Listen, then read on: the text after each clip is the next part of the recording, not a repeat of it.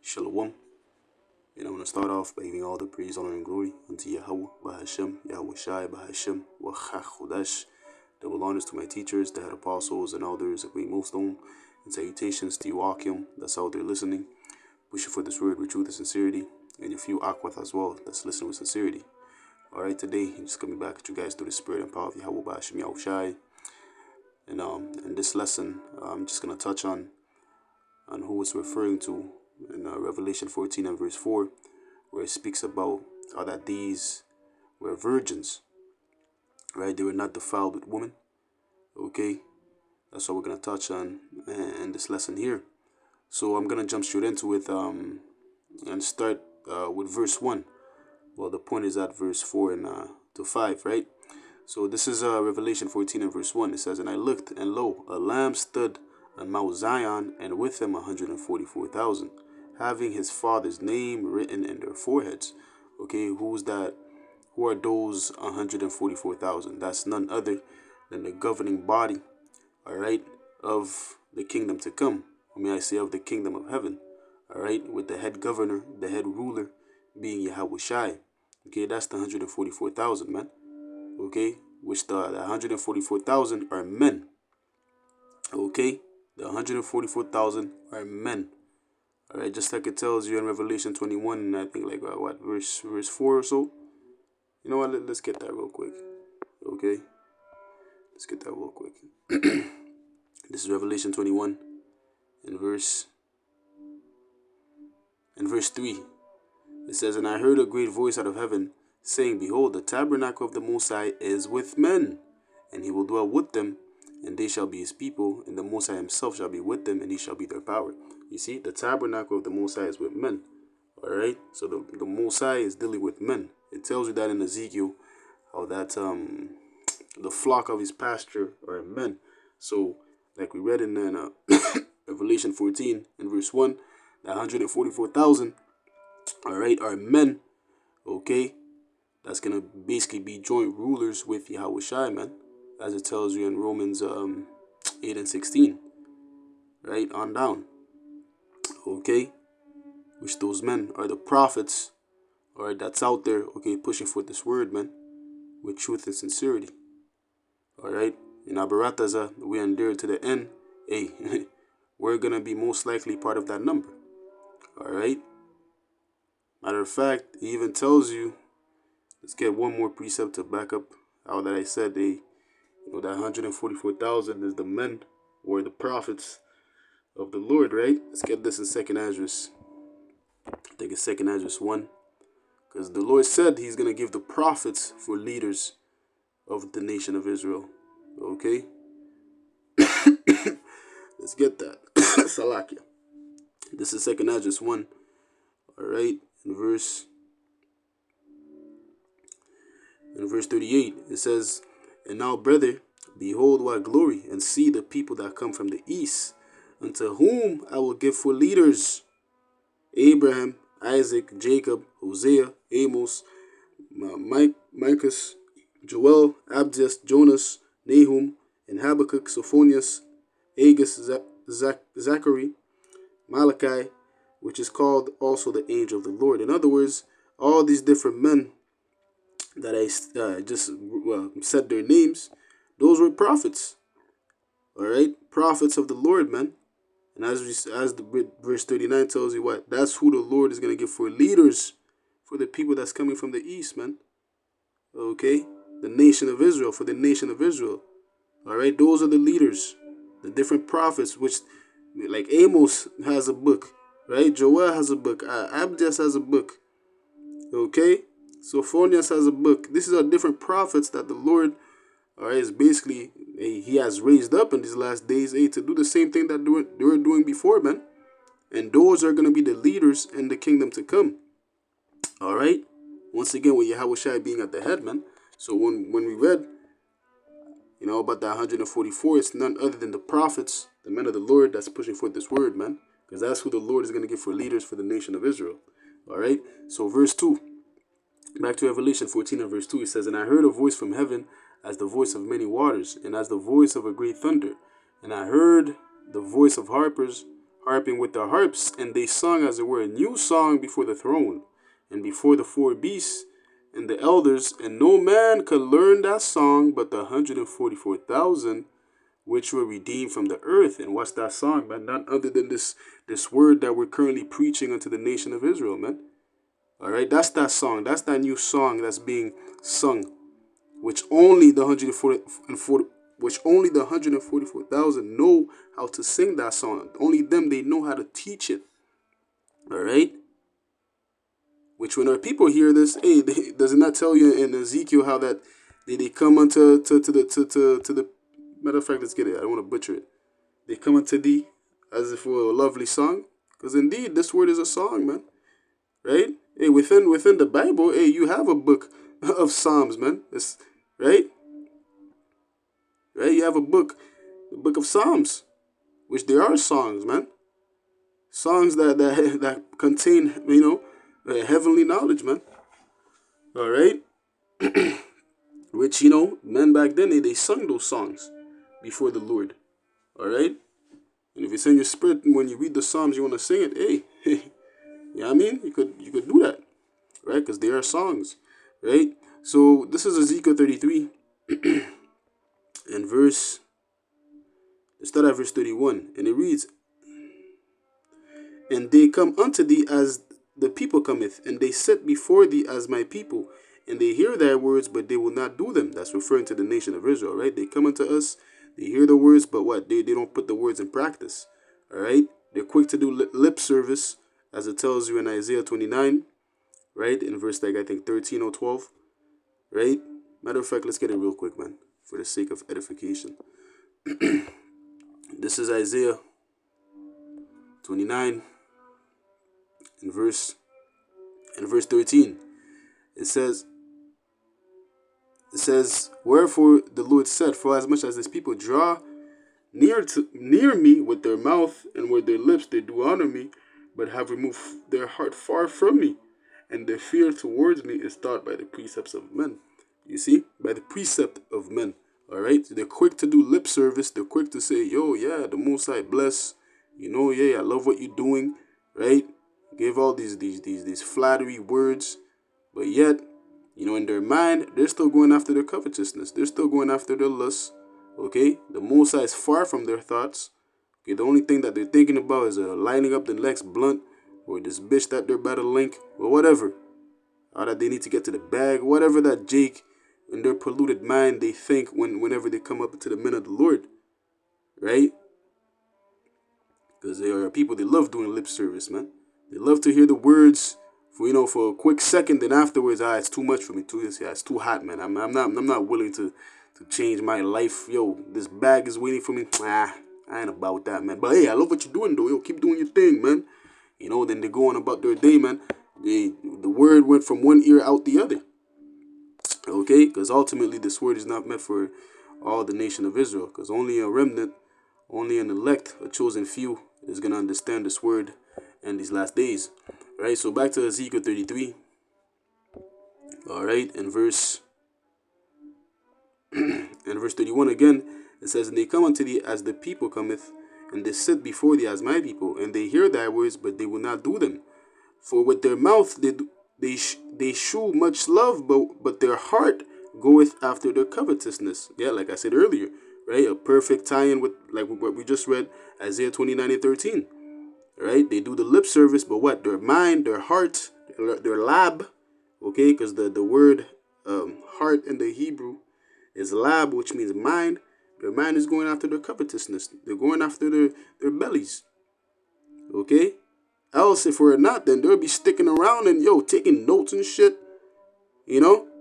eyes wide open, ears wide open, and be amazed at the knowledge that's being spewed out the prophet's mouth, man. Okay? Like, shit, yeah, this is what I've been looking for. Yep, this is it, man. You know what I'm saying? They'll be coming, repenting, and willing to change their behavior, change the customs that they were accustomed to, and come back and serve the Lord, man. Right? And when I'm saying them, it's referring to the nation of Israel, the so-called blacks, Latinos, and Native Americans, because those people make up the 12 tribes of Israel. Okay, verse 32, this is the point here. And lo, thou art unto them as a very lovely song of one that hath a pleasant voice, and can play well on an instrument, for they hear thy words, but they will not do them. You see, we're unto our people as a very lovely song.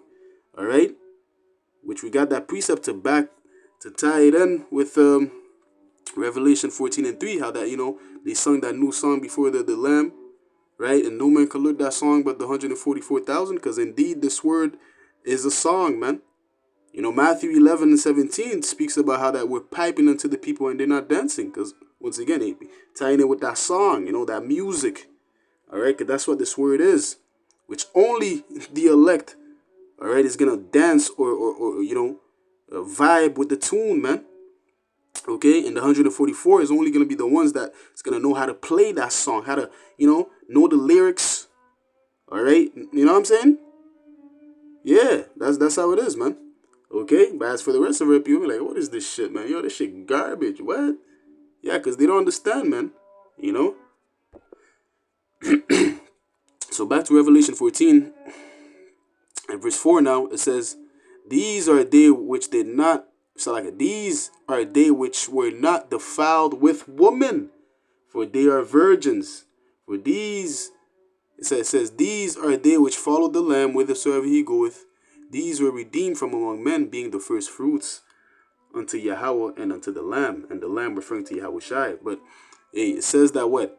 These are they which were not defiled with woman. Is that literal?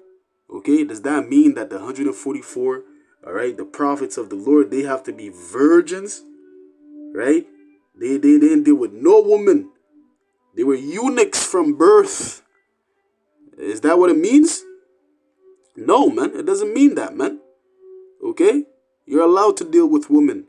Okay, this scripture right here is referring to different philosophies, different doctrines, man. All right, it's not speaking with literal women.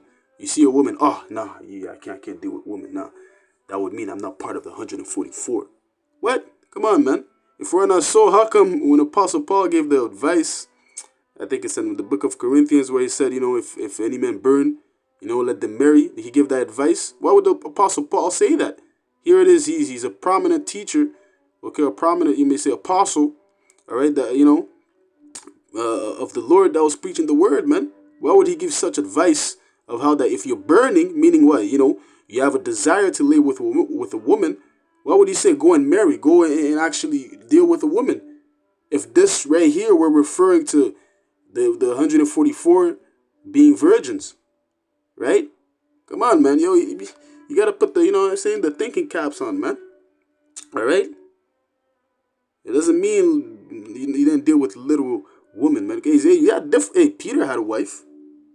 Okay? Does that mean he's not part of the 144? Come on, man. Hey, the Lord gave him the keys, man. Right? Did he not say, he gave Peter the keys, man? The keys of David? Which, if you can receive it, Peter is King David. And prophecy speaks about how that he's going to be raised up again, all right, to be the king over the nation of Israel under Yahweh Shai. Okay? So, come on, man. You know what I'm saying? Here it is, King David, he had multiple women. You know what I'm saying? So you mean to tell me he's not part of 144? Come on, man. Make it make sense, man. Now let's get this in Proverbs to prove how that this is referring to different philosophies. Okay? When it's speaking about women. All right? Bear with me for a minute. Let me go with my physical sword here. Muscle memory. I know it's in Proverbs 5 or so. Yes, it's Proverbs 5. All right, and verse 3, it says, "For the lips of a strange woman drop as an honeycomb, and her mouth is smoother than oil, but her end is bitter as wormwood, and sharp as a two-edged sword." Yeah, okay, the lips of the strange woman is pertaining to what? These different philosophies. Okay, that's what it's referring to. Outside of the here it is, the true doctrine, the 100% truth. Outside of this here, what we have, okay, the truth of the scriptures, all right. Anything else is a strange woman, okay. Because all these other doctrines, all these other teachings, they are smooth as honeycomb. All right? They do sound pleasing unto the ear. Because what? They're world friendly. Okay? You could be a Muslim. You could be a Muslim and still, do wickedness, in other words, man. Right? Because that's what people look for. Right? They look for something that fits their how do you say, their desires, in other words. Right? They look for something that fits that, I don't have to do much. I could still be wicked, but still have a form of righteousness by following this doctrine here. Right? That's part of that smooth, right? But not knowing, hey, the end is bitter as wormwood, man, sharp as a two-edged sword. Because here it is, it's not helping you towards life. Okay? It's driving you to death, man. Which verse 5 is going to say that. It says what? Her feet go down to death. Her steps take hold on hell, man. You see? Her feet go down to death, man. Because what? Outside of this truth, man, every other doctrine, they're leading you to death, man. This is the only doctrine, this is the only teaching that's going to make you actually, eat of the fruit of life, man.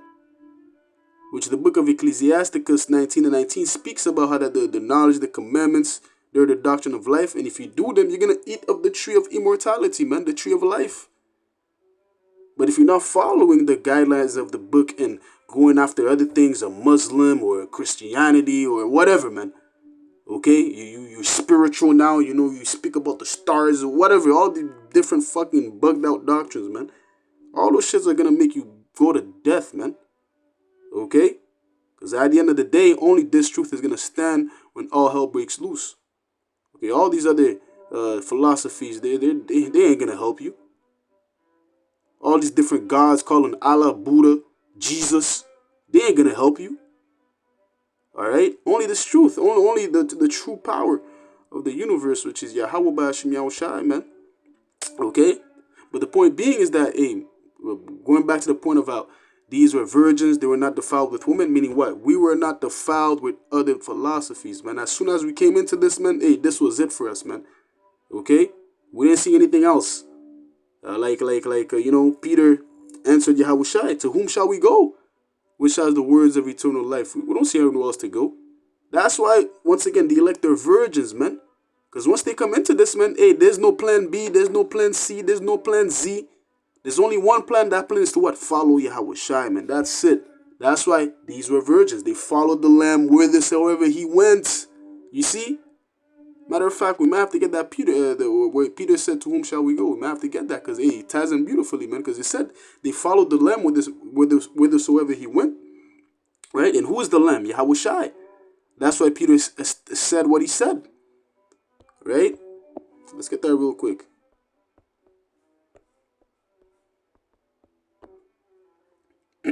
It's in the New Testament. All right.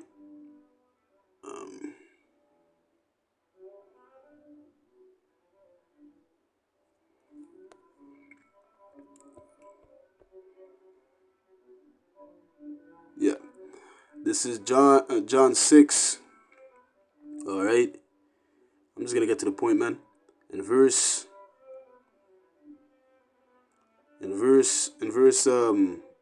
67. When you read up, to get some context, it was when Yahushua basically, said, whosoever eat of my flesh and drink of my blood, in so many words. And then, the disciples that were with him, some of the disciples stopped following him after he said that, which Yahushua, he was speaking in parables. Okay? And afterwards, when those disciples left, he asked the rest of the 12, are you going to leave too? Which I'm pretty sure was the 70 that left. Right? Yeah, it was the 70 that left. But the 12, they stayed. But I want to get this, because he asked Peter this, right? This is John 6 and verse 67. It says, then said Yahushua unto the 12. Well, he asked the 12, but Peter answered, because Peter was the head, right? And then said Yahushua unto the 12, will ye also go away? Then Simon Peter answered him, Lord, to whom shall we go? Thou hast the words of eternal life. And we believe and are sure that thou art the Hamashiach, the Son of the living power. Salak, you see? So Peter, hey, he understood, man. And the rest of the 12. Alright? They didn't have no plan B. Alright, no plan Z. Okay? The only plan that they saw is to follow Yahweh Shai. The only plan that they saw is to follow the Lamb whithersoever he went, man. And it's the same thing with the 144, man. Alright? They're gonna follow the Lamb whithersoever the Lamb goes, man.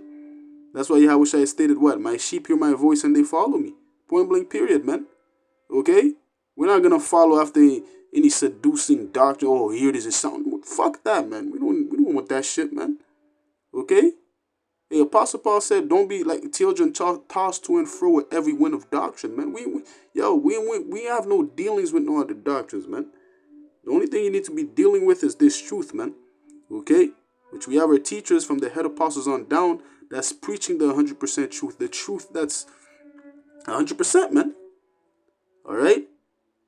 The truth that was given from heaven. Okay? From the throne of Yahweh Ba'ashim Yahushai, man. That's it, plummet, period. Anything else, man? Hey, it's of the devil. That's it. Okay? So let's get verse 5. This is Revelation 14 of verse 5 now. It says, and in their mouth was found no gall, for they are without fault before the throne of Yahweh Ba'ashim Yahushai. Yeah, there's going to be no gall in the mouth of the elect, man. Okay, because once again, they're going to preach the 100% truth, man. No mixture. Okay, they're not going to take out of the scriptures or bring in the scriptures, all right? Because we know there's a consequence for that. The book of Revelation 22, all right, the last chapter around, I think, verse 15 or so, it tells you that if you take away from the book or add to it, you're going to eat of the plagues that's written within the book, man. Okay, and the elect, they understand that, man. The 144, they understand that. That's why they don't have any gall in their mouth, man. They preach the 100% truth. Wherever there's leaven, we take that out from the root, man. Okay, without fault, man, blameless. Because that's one of the characteristics of the elect is to walk blameless, all right, in this current polluted, evil world that we live in, man. Okay. Hey, so once again, man, hey, when it's speaking about these were not defiled with women, they were virgins, it's about other doctrines, man. That's it. Nothing else. You're allowed to deal with women. Okay? A man's nature is to want to deal with women, man. Come on now. Alright? Especially in the society that we live in, man, with shit, man. Anywho, man. Hey, the point was made, man. Alright? The point was made, man. Okay, hey, so I'm going to close it off there. Alright? By giving all the praise, honor, and glory unto Yahweh, Bahashem, Yahweh Shai, Bahashem, Wachach, Kodesh. Hey, Lord willing, this lesson was edifying. Alright? Until next time, I'm going to say Shalom.